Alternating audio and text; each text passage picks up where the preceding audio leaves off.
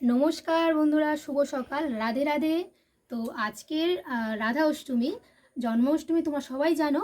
তো জন্মাষ্টমী ভগবান শ্রীকৃষ্ণ মানে আমাদের ভগবান শ্রীকৃষ্ণের পরম সখী হলো রাধারানী। রাধারানীর আজকের জন্মতিথি।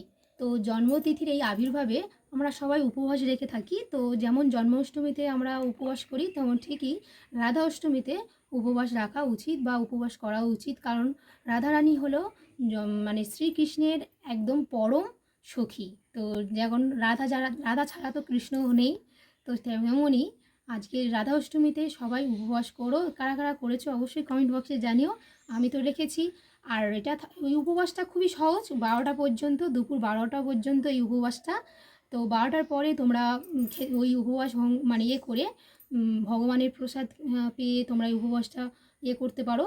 আর তারপরে আমি আজকে নিরামিষ খাবো। অনেকে নিরামিষ ভাতও খেতে পারো, মানে নিরামিষ অন্ন, ভগবানের প্রসাদ এগুলো খেয়েও থাকতে পারো। কেউ ফলাহার করে থাকে, কেউ আবার নির্জলা করেন। তো আমরা নির্জলাটা করব না।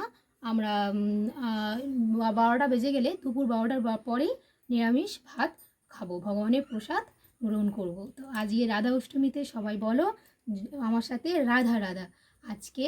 তো রাধা অষ্টমী তোমরা সবাই জানো। তো সবাই খুব ভালো থেকো, রাধারানী সবাইকে খুব ভালো রাখো। হরে কৃষ্ণ, রাধা রাধা।